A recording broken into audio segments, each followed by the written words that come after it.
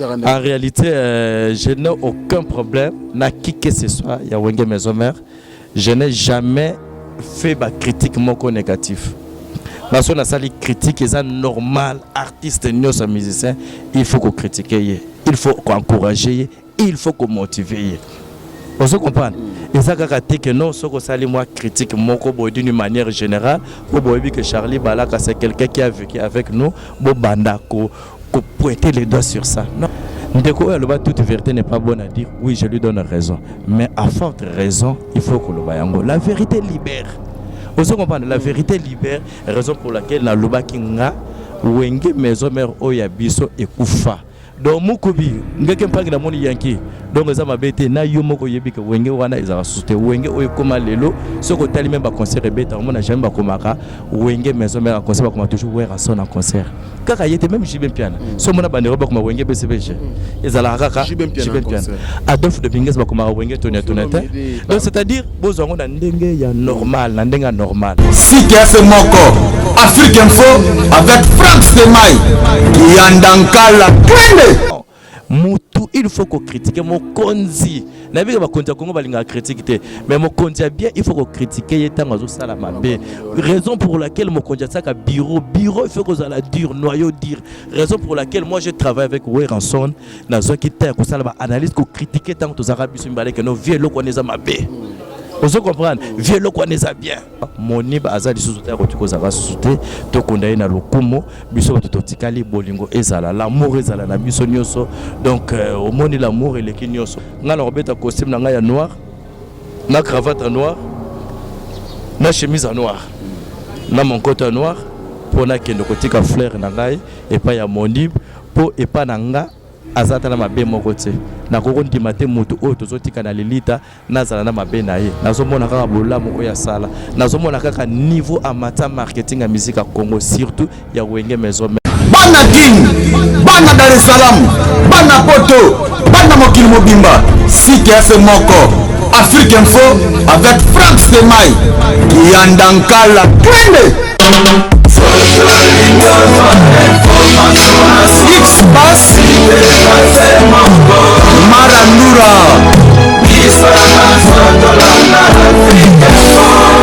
Franck Stemai Yasika Eye na Kinshasa Restaurant L'Orangerie. Restaurant L'Orangerie Koutia Kusia Balala. Na spécialité na bango poulet au makala. Poulet au makala Souka nelengi Basuki wanate Olingi kolia bio Yakambangu na restaurant L'Orangerie. Na service na bango cuisine congolaise. Olingi kolia biloko mboka na yo nyonso ezali kote masanga kutu bosa na po nyonso ezali ata kutu masanga ya pompe bazo pompe pe ozomela ya malili otuninga adresse eza mosika te ya kaka na boulevard du 30 juin arrêt Vodacom mosika te na BCDC service ya kolobela te un personnel très qualifié et bon chaque samedi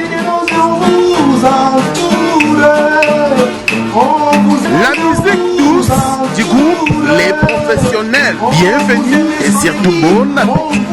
Toujours dans le cadre de vous servir, très chers internautes, branchez sur www.africainfo.net. Merci beaucoup parce que vous êtes toujours là en train de nous soutenir avec beaucoup de plaisir.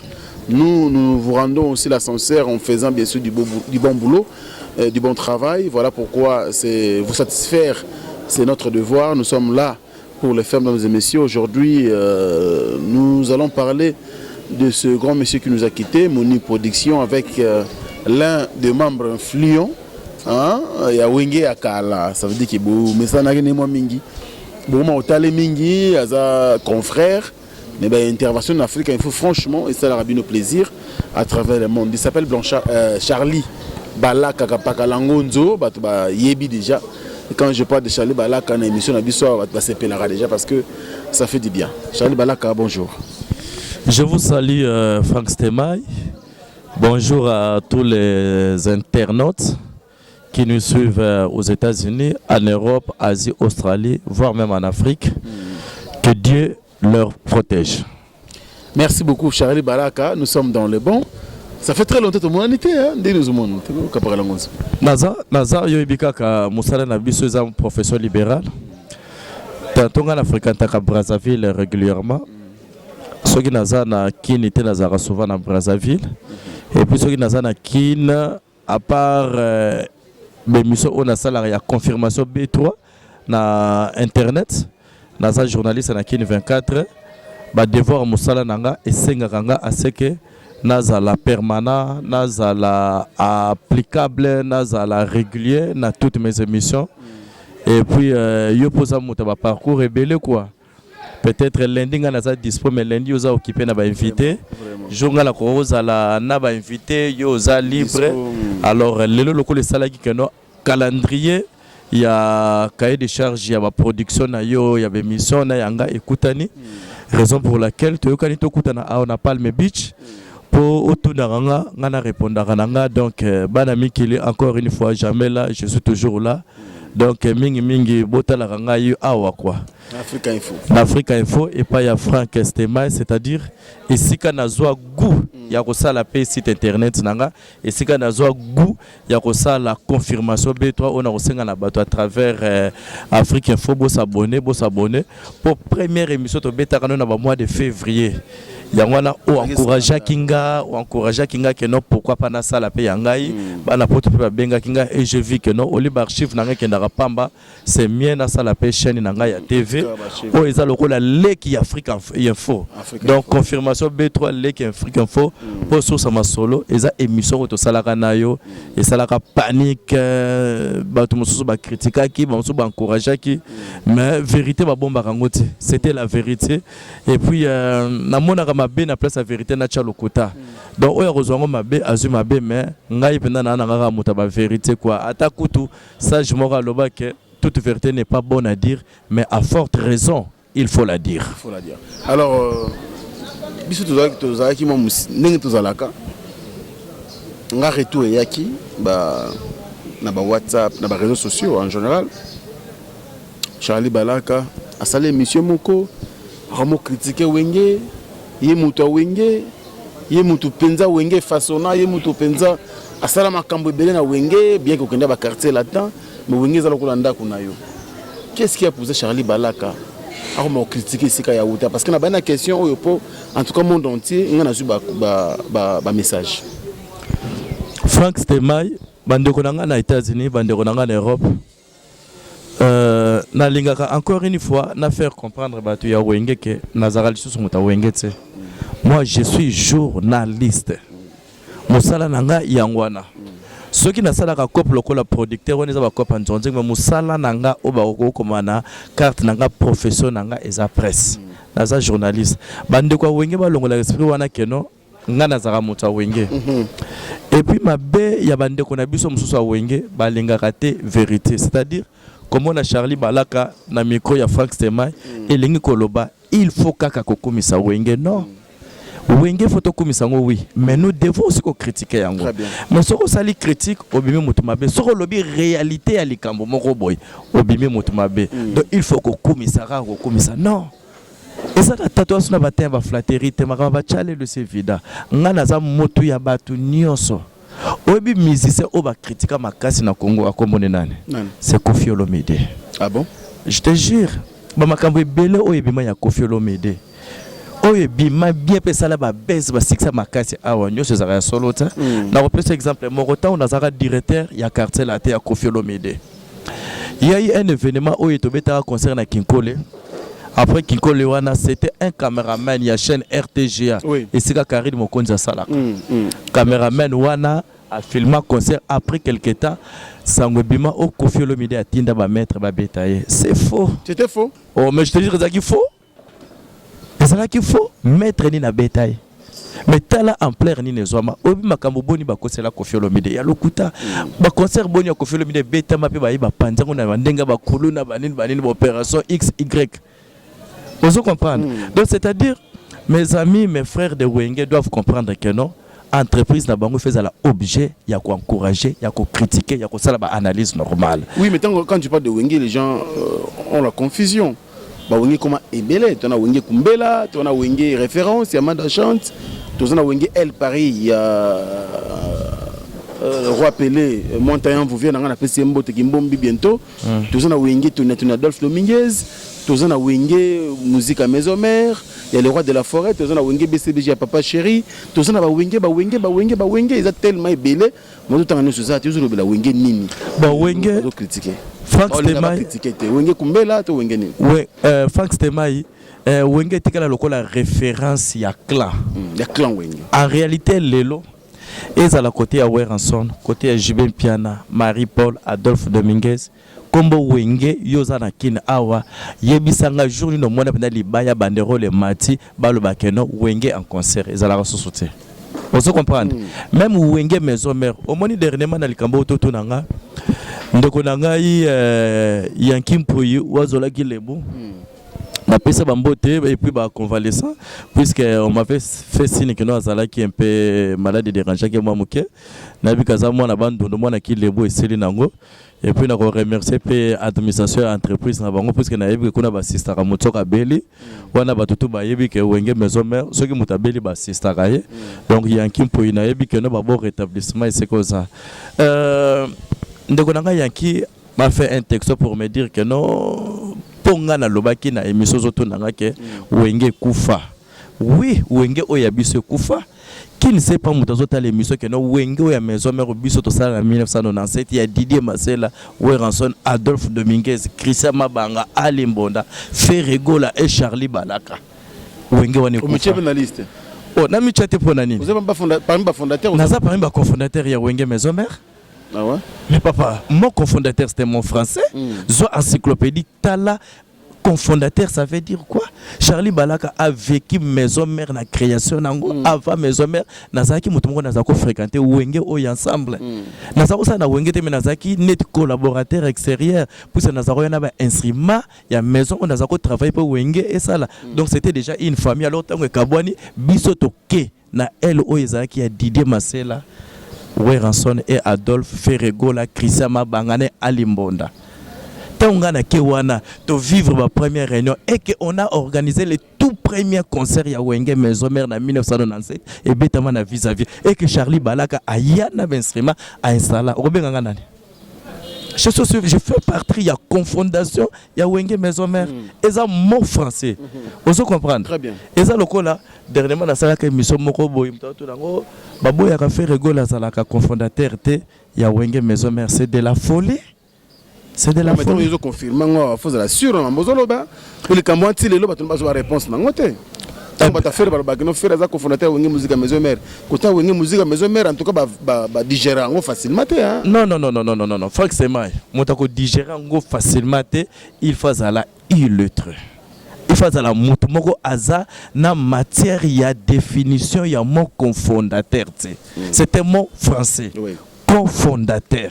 Et lingi kolobanine. Ndenge toza awa biso to to na ba bocherika bamba toza na Franck Stemai to na cameraman na biso. Ceux qui to vandi que non. To sali mo eloko moko boy. Atanga le to ba tête du train. Yo kasi aza cofondateur tu sais. Pas participant. Voilà, c'est un participant, il y a création ya Wenge Maison Mère et moi je suis participant, il y a création ya Wenge Maison Mère. On a beaucoup travaillé même na début à Wenge Maison Mère. Na recrutement ba fan club, na kono sala ka ba kolukaka ba fan club na ba mikondo na ba njoko. Moi je partais avec ba bafle avec ma télévision. S'il y a une réunion, il y a un fan club, il y a Wenge Maison Mère. À l'époque, Claude Malouma, puisque c'est lui qui était le manager, il y a Wenge Musica, à orchestre à Londres, Canada. Parce que tu as une image, tant que tu as un recrutement, tu as recruter na ba image bo sali réunion ba fan club ngana che projection bo tala concert ndenge le kaki na Londres. Ce que mutandenge wana ko bien cofondateur, tu sais. Bana wana nyoso ba miso ba yaki wana tozomona bango tomoni ajani ndenga ye tomoni mabiala ndenga ye tomoni la cosse ndenga ye tomoni jide ndenga ba ye na ye tomoni nani susu babindo ndenga ye tomoni ngwa shikapa ya Seleyo Bill Clinton nazomona baza ba mime na ba age belé baza ba leki nanga on se comprend oui belé baza ba leki nanga masa na rose la peut-être que jide la coste. Les restes wana ça des amis mais bah petit frère na âge donc sans wana c'est-à-dire qu'est-ce qui sous-estimer mon cofondateur. Oui mais eloko nini oyo bande kwa wenge ba administrateur wenge to zongo parce que a des temps qui pour c'était dans l'administrateur le ko tangié to zo ba propos nae. Alors et le koni au bamba sepela kité le koni lo bagi parce que il faut dire aussi bien que ça cofondateur mais il faut avoir ba réserve na média donc comme journaliste tant au bango ba zapi wana comme ba konzi ba kolinga pété quand même on le belo comme contre l'entreprise on le lozole ça ba te belé Charlie Balaka on le baki nini concrètement oui ça là que en tout cas bandeko ba konzi wengi ba sepela te. Bon, Frank Stema, il y a un collaborateur nanga. Tout marché m'a monté pour tout ça devant caméra. À chaque fois, sur les sala les kambu, dans le bara, na s'inspire mingi na bino. Bino boza, ba yaya nanga o na kuti na musala. O na roza la vie na bino na âge mais, ba to ba pesa nga courage à sala makambo yo eza bino. Et que à chaque fois, sur les kambo yelingai, na zoakango na solo la kana bino puisque dans la vie on se complète. C'était la motivation. Yoka, non, c'est-à-dire c'est ndenge balobaka na français autre temps autre mers. Début à wenge maison mère ezalaki orchestre ba star. Mais lelo soki na yebiso otangelanga di kombo ya ba musicien bazana taxe ya maison mère. Oyebi mina ba kombo na bango te. C'est-à-dire baza ba musicien mais ils ne sont pas des stars. On se comprend. On va comparer ba animateur na bango o baza lelo na animateur le roi Bill Clinton. Non, c'est-à-dire période où on est pas évident. Dans le but que orchestre n'est pas wana ce qui n'est non, na sens que non orchestre où il y a Didier Marcel, na évité que Didier Marcel a sukunate, na évité que Adolphe a sukunate, Adjan a sauté, la cause a sauté. Donc bande qu'on a ba mona qui m'a bé pour na le bega que non, wenge où il y a biso bande côté message où il y a Yankee, wazola qui lève, ndeko nanga Yankee ndeko nanga, c'est mon frère même de la forêt, c'est mon grand frère.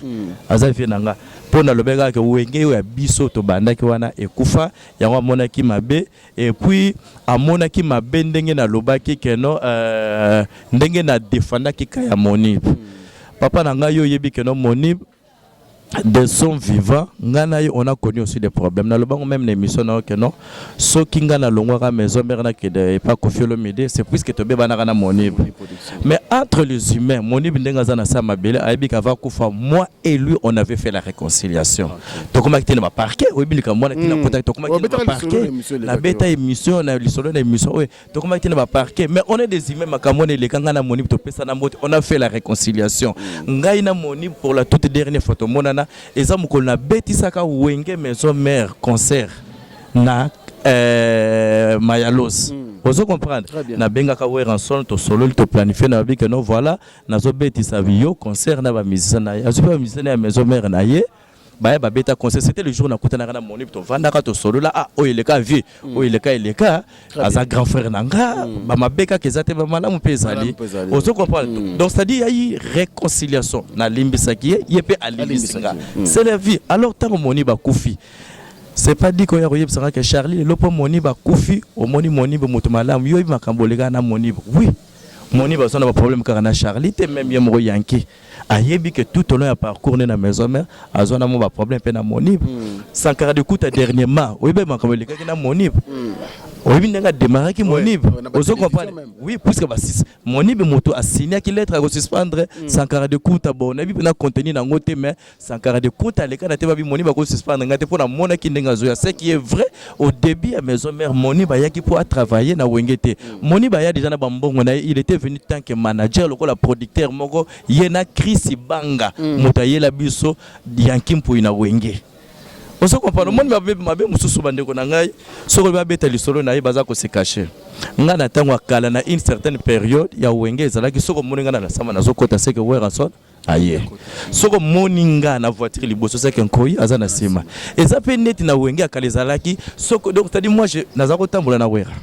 Et ça le cola Yankee azakota mwana Chris Banga et ça le cola babozi ba petit Monib pe to yebaki et ça le cola soko moni le cola docteur nani Bichu Musongo soko moni o moni flamme kapaya est-ce que to bomba nini soko moni chocho mampuya seko moni Lacoste o moni Medo Chaumba Kanklo Sambila maître Moussa c'est-à-dire ba staff ya fait rigola donc c'est-à-dire mutu na mutazaki na batu na ye c'est-à-dire eloka ndingo na Frank Siftema na ko bomba ngo pona loba nini na place ndinga wana très bien. Nakobomba pona loba nini c'est l'histoire les gens bande ko nanga wenge fo bazana esengo ya histoire wana po yango ne mte komisi bango ba patron lelo nga na za parmi bato ba jouer na wenge. Ah bon? Je te dis la vérité. Et ça na ndenga kandate mais je suis parmi bateau ba échoué ba liembo nga wengete ba se retrouver na wengete puis nga wengete ka impatient nazalaki impatient oui na lobi te que nazalaki na ba raison mais okoko condamner nga pe ko sala ba analyse par rapport à makambo na ko sala pe oui et ko zape non mais réalité mokili ezake biso nous to ko sala ndenge moko te nzamba pona bato na yo ba ko émerger na X place et puis bato musupe ba ko émerger na Y place tango na loba ngo ke wenge epesanga succès nga Charlie Balaka mais epesanga l'art mbongo ya musala ya musique onga na sali pona lia na liango na quartier la te nga na kofelo milito kata na likasa bobi que to coopérer te mais jamais na koya na télévision devant micro lokola to coopérer te pona ba problème ya asongolo pikoloto na ya koloba ke non boina bo non kofelo milito me payer chaque fin du mois kofelo milito somela nga voiture atezaki voiture moi ki mbambala mais le fait est déjà comme ça on est ressemble la moto voiture et sa volonté oyo na zwa yango te c'est-à-dire apesi valeur na musala on a za ko salela ye donc c'est-à-dire bande konanga il faut ba reconnaître que le bagaba le passé ko beta le passé ça la bien et ça la bien ça le Frank Stemai le longa na zo mondo ça permis ba journaliste ba ça impact danger na ba site internet na yo karabaiko donc c'est-à-dire so tanga ba Ken pena to ba Karine Mokonzi ça ba bino ba biso to za na impact wana te yo site no info news info Afrique Info oye bezana combien d'abonnés mais ngati lelo na zana plus ou moins ba 3000 la pamba. Vous comprenez? Donc c'est-à-dire il faut reconnaître que non lelo naza lokola leki na musala epa na yo naza ko marché ba monter pona lo ba que non soki na sala site na nga confirmation B3 na YouTube na s'inspirer na émission to sala na yo bon na place on a lo bani na kosa non ndeko ya lo ba toute vérité n'est pas bonne à dire oui je lui donne raison mais à forte raison il faut que lo ba yango la vérité libère. Vous comprenez? La vérité libère raison pour laquelle na lo ba kinga wenge maison mère oya biso ekufa donc mukubi ngeke mpangi na moni yanki donc eza mabete na yo moko yebika wenge wana ezaka susute wenge oyo koma lelo soko tali même ba concert beta on a jamais ba komaka wenge maison mère concert ba koma toujours wera son en concert kaka yete même jibe piana so mona bandero ba koma wenge BCBG ezala kaka jibe piana Adolphe de Binges ba koma wenge tonia tonete donc c'est-à-dire bozongo na ndenge ya normal na ndenge normal bozongo na ndenge normal koloba makambo peut-être mususu balobaki par rapport ya Monib ngana za mwana Monib ngana landaki mwana Monib makambo balobaki na émission ya Frank Stemai vous comprenez alobaki oya alobaki je n'ai rien à voir avec ça mais sauf que non ngai conclusion na ngana makambo Monib na alobaki wenge bana wenge na ba ekutu bana wenge d'une manière générale en particulier maison mère to pesa Monib to rendre hommage na digne valeur à saluer puisque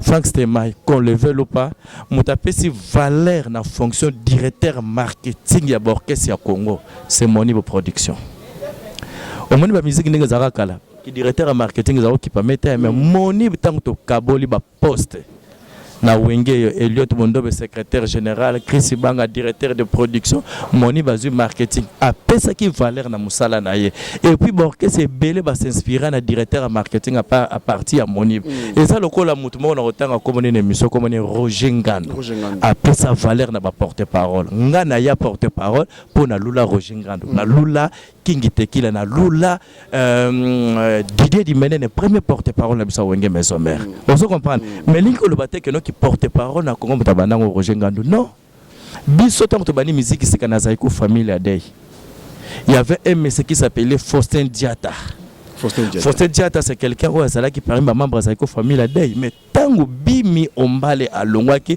akino sala basilique mwana wabi c'est Faustin Diata qui passait à la télévision na bi que d'une manière ou d'une autre rôle nanga partout azali à reconnaître yango tango ba recruter ki ba de Souza na orchestre bimi ombale puisque nga pe na travailler ki na bimi ombale vient nga André Mokua nga na zako zo na ndako na bango na bubu na kino tike na bagata il faisait na yolo nord ici za revendre na palais na et alors le monsieur Faustin Diata passé à la télévision pour parler du départ de Bimi Ombale et la création de l'orchestre basilique moi basilique loningisa ba fi nga de Souza ba yebi na pese mbote luketumba bula de Souza na Paris kaza kota la biso azaki porte-parole mais après ça qui a une valeur mais tant wenge kabwani mutali boso pe alobela ki makamba wenge na ba TV ezaki Roger Ngando te ngala mona Rasta Bob l'ami intime de Blaise Boula qui passait pour parler mais mutapé ça gouya qui porte-parole au biso maison mère après quelques mois quelques temps totinda ki Didier Dimene pour représenter orchestre na biso c'était Roger Ngando alors elo kandenga wana na ko wanga na pona loba nini pe nani omoni Rafim Timbate Rafine Ntumba, on peut se remboter en direct, vraiment. Oh là là, na mona okala. Ok, non. Là, ta manette, tu comprends pas n'importe quoi, vraiment. Ouais, ça va. Ah, toi, émission Franck Stemma. Ça va, chérie? Ça va, tu vas bien? Très bien. Tu voyages trop, hein? Sérieux, beaucoup de choses à faire. Ouais. Oui, makambo biezawa, atosé par les boss Thierry Kabamba pour le respect. Il y a ba fan là. Voilà, atosé par boss Thierry Kabamba na Palme Beach, donc service Moro Kitoko, makamignon soit toi lukara bien zala awa. Donc toi na studio d'enregistrement, toi na terrasse, toi na salle à spectacle, tu vois tout ça là. Bande obes qui zenga na marché pour na respect na bango na boy quoi valant et camara kingo. Mais sinon je suis vraiment très émue, très flattée de voir mes frères, mais ils sont là, de Nzamba battre là quoi. Un grand merci voilà. On va te chercher pour une émission élaborée hein. Rafine Ntumba. Merci, toi tu restes la famille. Alors c'était là notre concert Rafine Ntumba, tout le Ganarama Bouité. Voilà, solidarité après sœur, confrérie, aux sentir donc c'est ça. Mais bah mise peut faut ça la raboy. Des fois linguiste de la pays. Bolingo peut faire ça là. Te ba mise mususu ezara lango normal. Mais encore une fois ba mise maison mère. Ce ba kutani eloko boko sala mate. Ah bon? Ah, faire rigola ça boye kutabu la kosa za ba yamana. Kara okedi na ndenge na. Ah ouais? Tu m'as dit à la héritier na Fabregas na mariage Jonathan. T'es quelques-uns à la X na Y ba yo kana na bango. Mais d'une manière générale bana quartier latin bango tout bazaka bien fallait so kuta na Montana ba ko yambana. Mais maison mère ndé ah wenge. Bon sur wenge eza wenge te yango yo kaka 12 ketika la 12. Avant to kutana mba Vemoni production. La Ligambo Nyos quand même aussi retrouver conclusion Bosolo yango na amiable tant que ancien administrateur à Wenge na ba actuel administrateur à Wenge parce que autant mingi adete en kimpu parce que yenda en contact mingi na yo bo trouver conclusion nini parce que non conclusion ça que Wenge za Wenge ya comme mususu banzo ibabimi ba parlementaire babimi ba manzaka manko ibabimi na banga ba makamwana te nga Charlie balaka na roba ba makamwana te banzoi je m'en fous de banzoi et bon yo éviter que banzoi pesa kana force o ebo makabanzoi moi donc en guerre na bango tous journalistes guerre na bango ndeni ngala loki bango guerre te nazo sala musala nanga et puis eloko wani faut que non RDC za état de droit donc yo on va nous préparer banzoi que no bokende bokote la moto na bosala boy non Franck c'est ma bilo il faut que télémelaka yango on se comprendre il faut que télémelaka yango c'est illégal. Et ça repère sa mboka au valeur. Et ça vraiment illégal. Ngai au moins réalité internet n'a pas réalité. Voilà. De loin là où il nous suit. Les boss charismatiques. Donc c'est-à-dire réalité zandenge nini. Internet ezana bandenge nango. C'est-à-dire bako bête titre moko makasi. OK.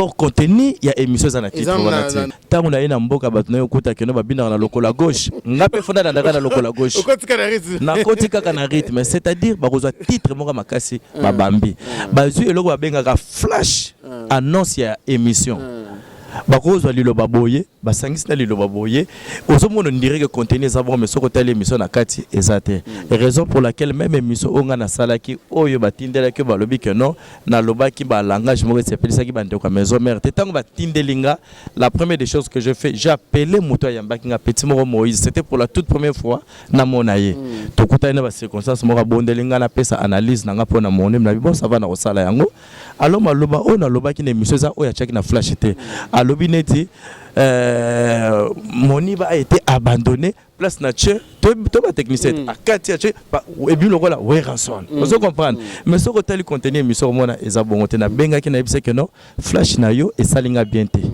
petit wana pe message on a komela ki na silekela ki na loko wana na zuna tindela ngo yanki ndenge na sepela ki te na ndenge petit a bricola ki maloba nanga réponse pe petit wana Moïse a komela ki nga répondre ki nga que non mon vieux yo comprendre que non eza internet contenu émission eza ka ndenge eza wana to chaka yango po etalisa ba to sali bongo etala kate ba même langage petit wana pesa ki nga na tindela ngo pe yanki donc pour lui faire voir que non na tena ki ba langage mabete c'est la technique fa benga Moïse wana poso ka telle émission nga du début à la fin nulle part akoyoka ke nga Charlie na loba ke Moni Production a été abandonné par Wenge. Na tiko loba yango ti. Na loba Moni Production apparemment il a été abandonné. Par qui? Par maison. Non, nabi apparemment. Apparemment, il a été abandonné. Vous comprenez? Donc par là, il y a non, au rejuger na langage na lobby, au rejuger na oyo kani selinga. C'est un contexte. Voilà. Yo supposé. Na supposé et puis na lobby on attend, il s'avère talakak. Donc ezaki mutu oya leka a loba a confirmation wana na talaki na émission na o, c'était la fille de Moni Production oya loba ki ke boy c'était une émission na yo vraiment. Na peut c'est Gloria Olangi. Voilà. Voilà. La forêt pas abandonné. La fille a dit que non, papa a souffert d'une maladie, mais assistance. Ils allaient quitter. Voilà. C'est-à-dire. Voilà. Donc, YouTube, donc c'était ça, mais en réalité, il n'y a aucun problème, c'est la famille. Bande qu'on a bu, sauf bandi marato comme ça, bandi marato salara critique, bandi marato salara analyse normal. C'est ça la vie. Bako comme ça kayo kakate, bako critique kayo kakate. Il faut être moko likamboza mabe, balobi mabe. Donc voilà.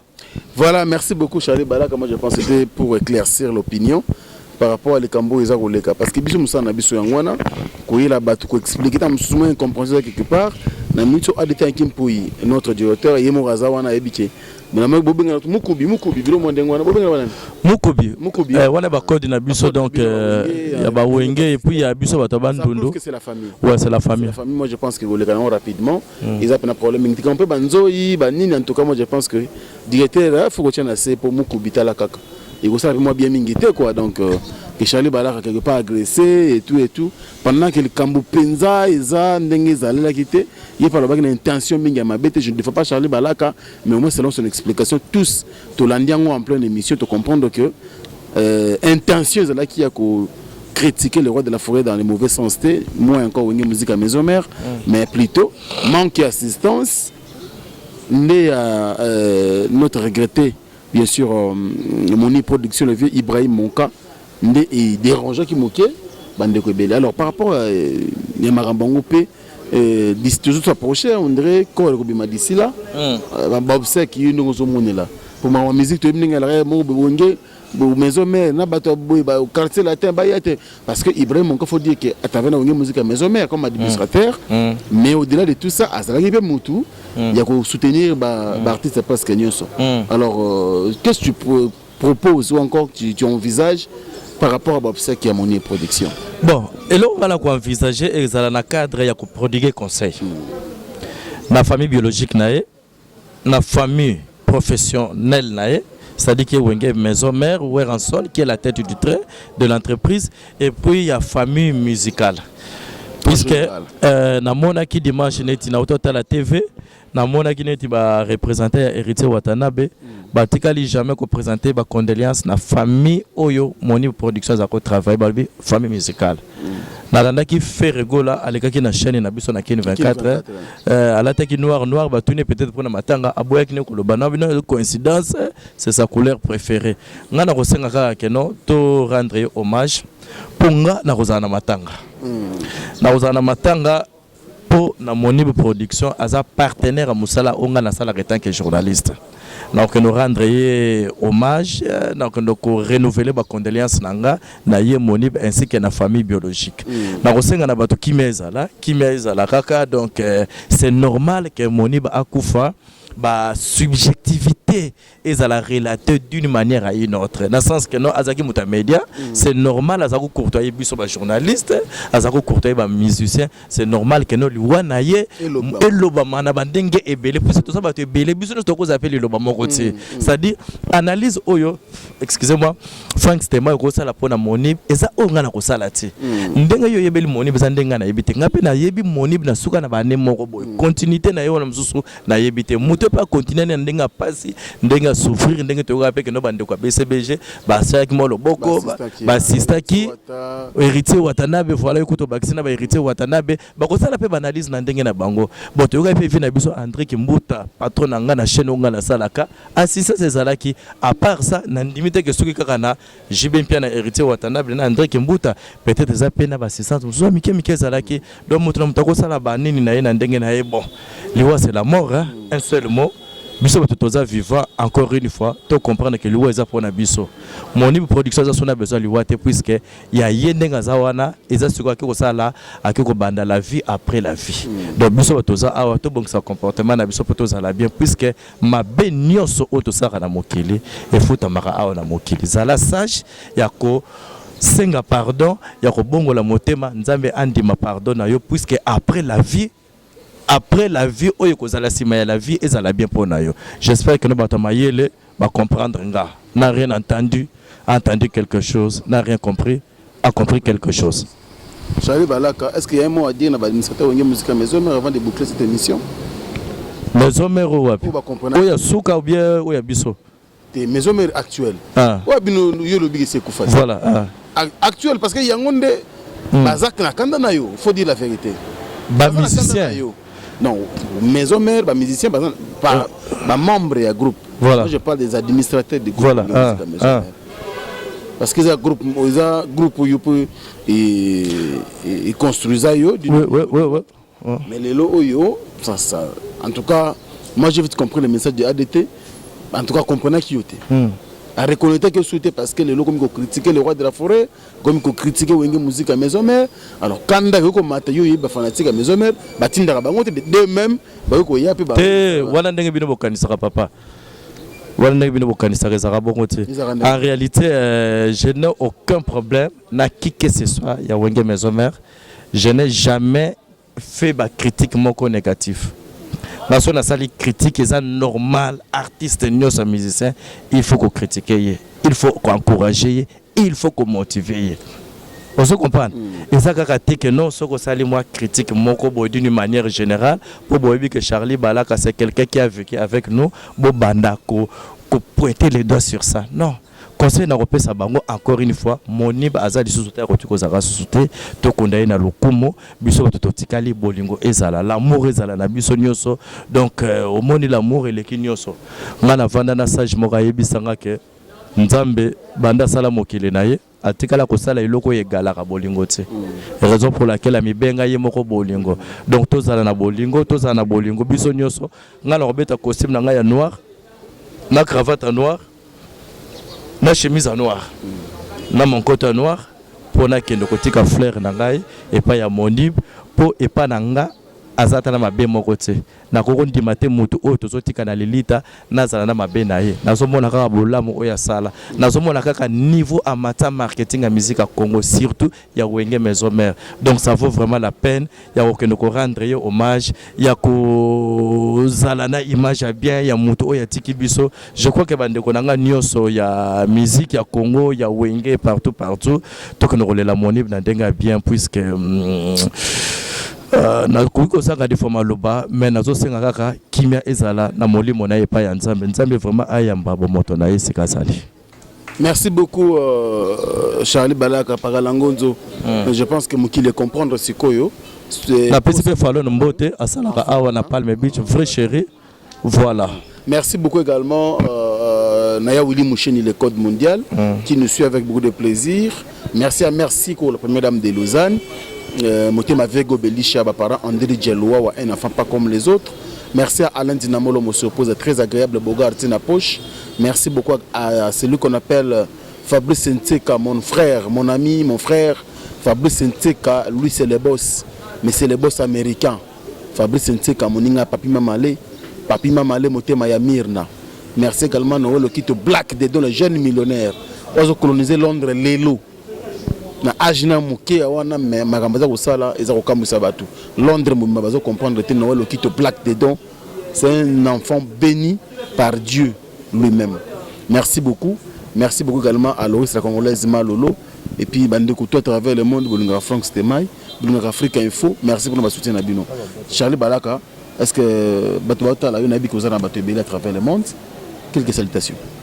Voilà, je salue d'abord Batutu Batalaka Afrique Info, c'est-à-dire ça chaîne où est ça la plaisir na bana poto, na pesi bino mbote na Paris na zomo na ba Raoul Bokambo, ba bienvenue Yanga Domanisa, Ani Dembo Dembe la vie na Bertrand Magofo, na pesi mbote moté makaka ya Maïda na Belgique, Alfred Katende, Luc Makanaki na Autriche. Mère Aniti Mambote maman sociale, c'est-à-dire non, c'est-à-dire babiso mususu tozo abonnement la Western Union, c'est grâce à Mère Aniti Mambote, c'est-à-dire ndengo zoaka Mère Aniti Mambote etika motema malamu nezalaka mais de son vrai comme nezaka Sonia, Mère Sonia na pese mbote et c'est kaza kotala biso et puis na Londres baza ebele Alain Moke l'administrateur Alain Moke yoyibika administrateur ya confirmation B3 na Manchester na peso mbote pe na profiter na batoto batale misoyo ba s'abonner vraiment massivement na confirmation B3 ezabora sika donc ba abonner sur ba community 2000 na sepelium tozo telanga na minute baksa ata moi 2 wandeng boza 2 boko mata 2000 et ça la beso que ça 3000 boko mata de 3003 et ça la bien pour s'abonner na Canada na pesi mbote na Didier Lengi na pesi mbote na Deborah Lobanda na pesi mbote na nani lisusu vraiment la liste est très longue mère Betty gros bébé na Bundes na Bossaniote donc c'est ça merci Frank Stemay. Merci de l'opportunité. J'espère que bateau balandi va comprendre encore une fois que non. Charlie Balaka naza église au milieu du village. Naza contre Moutouté, naza rappé fanatique à Moutouté.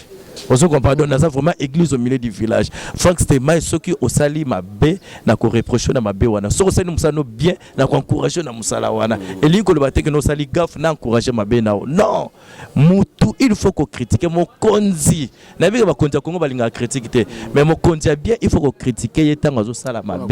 Raison pour laquelle mon conduit à bureau il faut que vous allez dire noyau dire raison pour laquelle moi je travaille avec Weranson dans un qui était à analyse que critiquer tant que aux arabes que nos vieux locaux connaissent ma bé vous comprenez vieux locaux connaissent bien dernièrement avant comme aboyer Weranson a nommé un conseil spécial il y avait un concert de Koffi Olomide qu'il avait invité Weranson bah tu belle baboyaka eloko wana mais ngana yebisa ya ko se souvenir que non il faut aucun des concerts wana Koffi Olomide a bengisa na LC Koffi Olomide na la Samba Playa vous comprenez pourquoi pas yeso ka bengisa kendete vous comprenez j'étais directeur ya marketing ya Koffi Olomide na boya combien de productions Koffi Olomide na zako critiquer Koffi Olomide Chris Banga j'espère que témoigner nga jeje fula mama ko lo bango si podia za ko lo bayango vous comprenez ça dit tant oza pemeni ya mokonzi bande ko nanga boye ba pe ko critiquer ko sala ba analyse par rapport au comportement mokonzi pour ça parfait à nzambete a chebino wana noyo dire pour na ko aider ata lingité mais du moins apporter pour ça moto a comprendre ce que la mouka moni likamwana à comprendre merci Nabino tout vous allez toujours abonné vous allez toujours affilié na info Afrique Info et pas à Frank Stemay donc tout le monde à la prochaine matin besoin d'angezala je vous aime beaucoup bye merci beaucoup après la ngonzo Charlie Balaka c'était vraiment les éclairages au tient marambo nous ça le cas mais bon pour na bisto linga kimia continue ko démarrer pour sans kimia en tout cas moi tout évoluer bien et cause la mingité.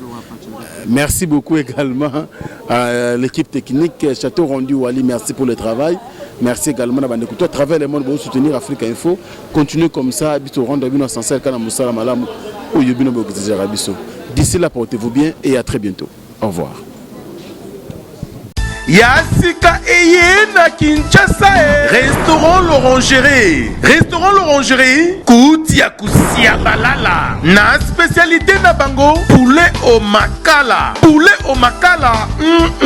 Souka nelengi Basuki wana te Olingi kolia bio Yakambangu na Restaurant l'Orangerie na service na bango cuisine congolaise Olingi kolia biloko mboka na yo nyonso ezali kote masanga kutu bosana po nyonso ezali ata kutu masanga ya pompe bazo pompe pe ozomela ya malili otuninga adresse eza mosika te ya kaka na boulevard du 30 juin arrêt Vodacom mosika te na BCDC service ya kolobela te un personnel très qualifié et bon chaque samedi la musique douce du groupe Les Profs professionnels. Bienvenue et surtout bon appétit. Bana King, Bana Dar es Salaam, Bana Poto, Bana Mokil Mobimba, CKS Moko, Afrique Info avec Franck Stemai, Kiandankala, Klende. X-Pass,